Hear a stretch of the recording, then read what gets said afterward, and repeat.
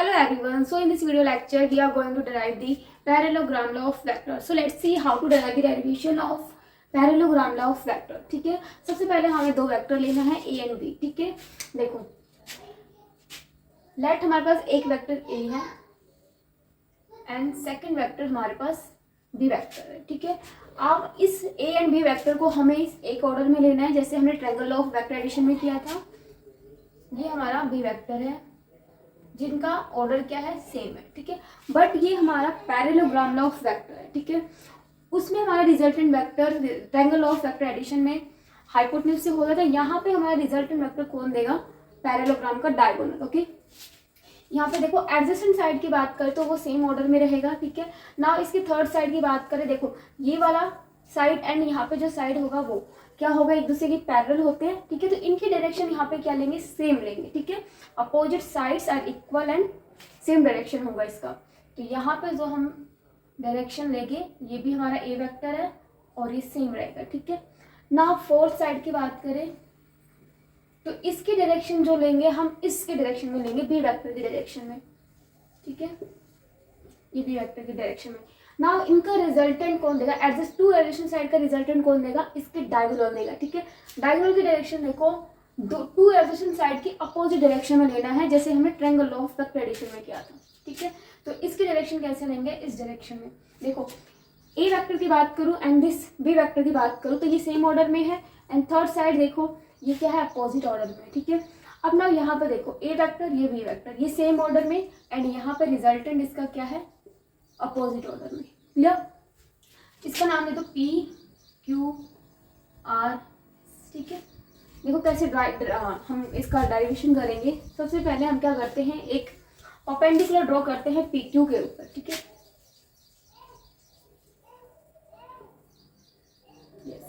देखो angle of inclination की बात करें ए वेक्टर की एंड बी वेक्टर की तो यहाँ पे क्या है हमारा थीटा है. ठीक है, ये हमारा ए वेक्टर एंड बी वेक्टर के इंक्लाइनेशन का एंगल क्या है, थीटा. ठीक है, एंड नाउ रिजल्टेंट वेक्टर की बात करें इसका हमारा जो एंगल है ए वेक्टर के साथ अल्फा. ठीक है, अब देखो ये वाला एंगल मैं बात करूं, ये वाला एंगल एंड ये वाला एंगल ये क्या है, कॉरस्पॉन्डिंग एंगल. ठीक है, टू पैरेलल लाइंस के बीच में ये क्या है एंगल हमारा, कॉरस्पॉन्डिंग एंगल्स है. ठीक है ना, ये देखो ये पैरेलल लाइंस तो यहाँ पे कौन सा, ये क्या है हमारा कॉरस्पॉन्डिंग एंगल. तो ये भी एंगल हमारा क्या होगा, थीटा एंगल इक्वल होगा. ठीक है, देखो फर्स्टली क्या पॉइंट्स हमें रिमेंबर करना है पैरेललोग्राम लॉ ऑफ वेक्टर में डायग्राम ड्रॉ करने के लिए. ठीक है, two adjacent side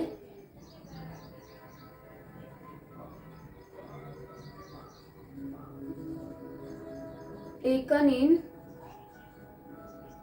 one order. ठीक है, नाउ सेकंड पॉइंट में ध्यान रखिए जो रिजल्टेंट वेक्टर जो है उसका हम क्या डायरेक्शन की बात करें तो अपोजिट होगा. ठीक है, direction of resultant vector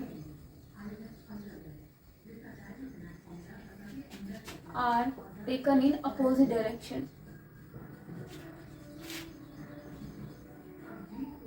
Opposite of vector a and b. ठीक है, थर्ड पॉइंट देख सकते हैं कि पैरेललोग्राम के अपोजिट साइड्स इक्वल एंड क्या होता है, same. Opposite sides of parallelogram are equal in magnitude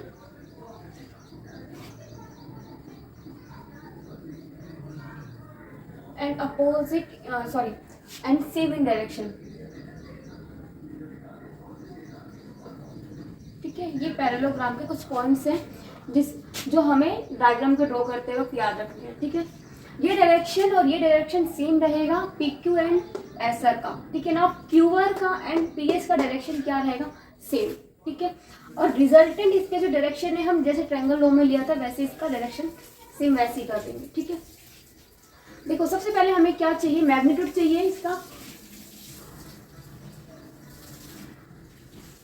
magnitude of R vector का मैग्नीट्यूड. ठीक है, कैसे फाइंड आउट करेंगे, वही लगाएंगे जैसे triangle law of vector addition में किया था हमने.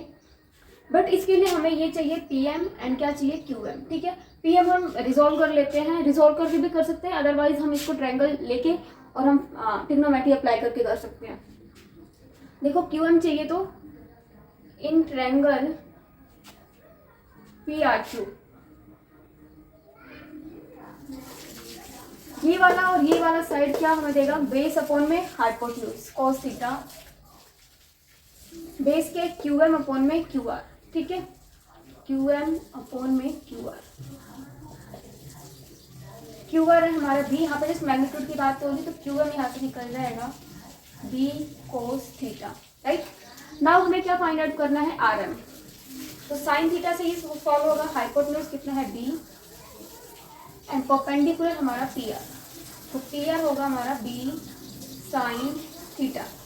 तो पी आर यहाँ से क्या हो जाएगा, बी साइन थीटा, ठीक है। हम लिख देते हैं पी आर हमारे पास है बी साइन थीटा एंड ये हमारा B cos theta, right.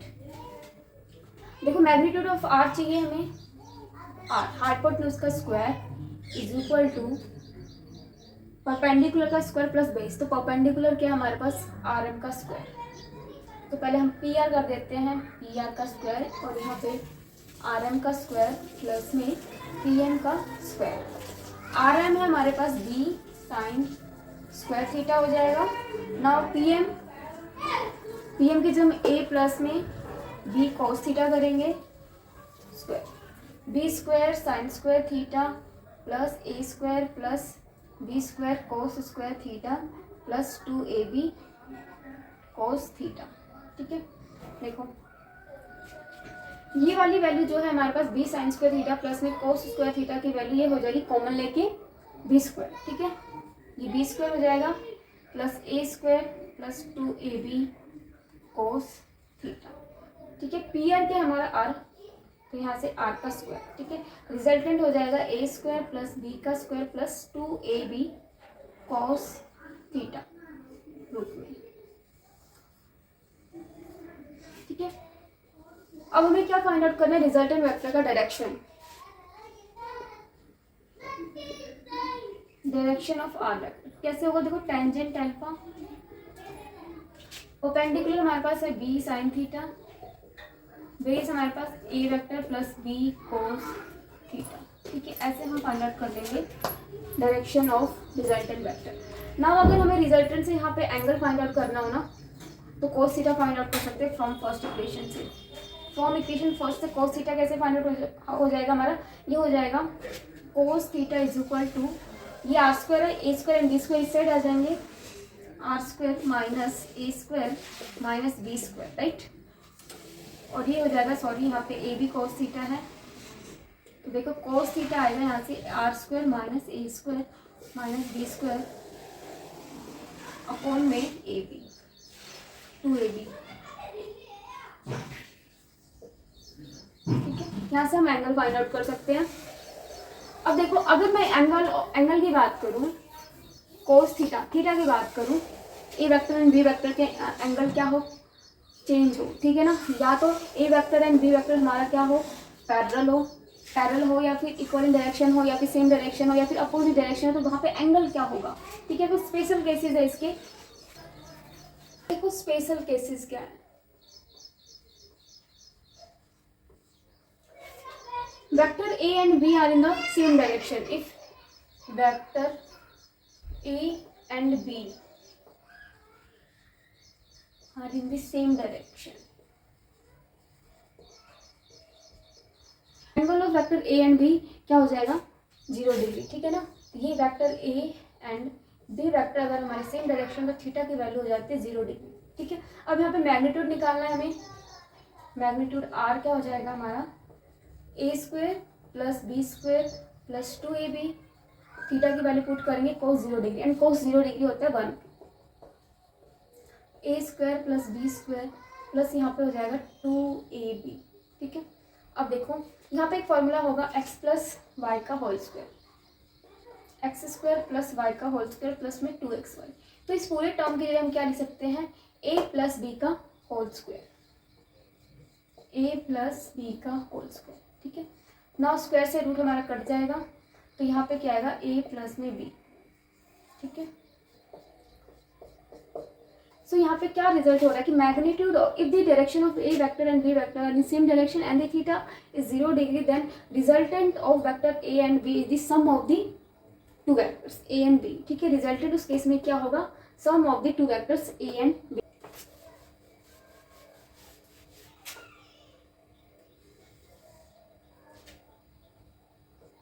Second case है हमारा, if vector A and B are in opposite direction.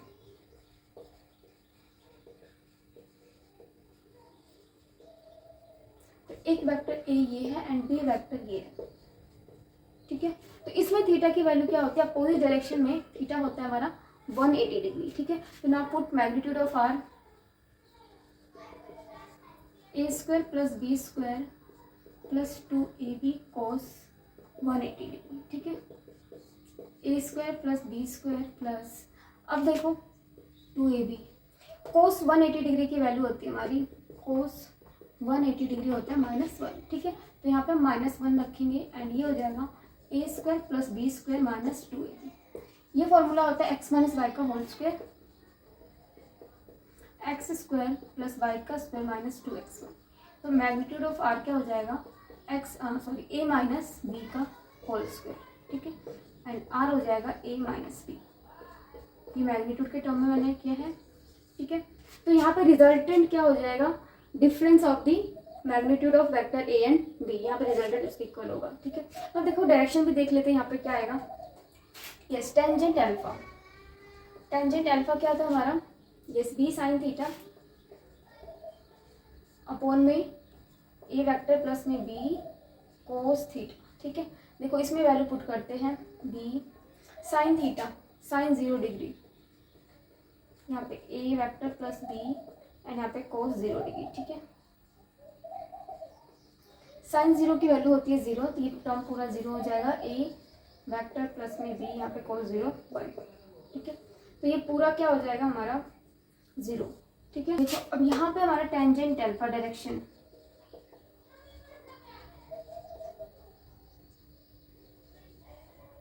Tangent alpha यहाँ पे ए बी साइन थीटा यहाँ पे 180 डिग्री और ए प्लस बी कोस 180 डिग्री।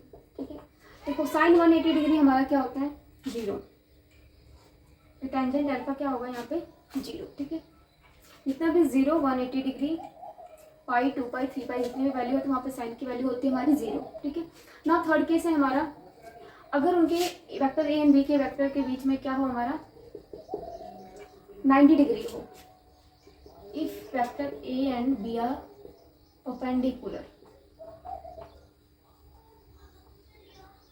तो उस केस में थीटा की वैल्यू 90 डिग्री होती है। ठीक है, तो मैग्नीट्यूड ऑफ आर क्या होगा,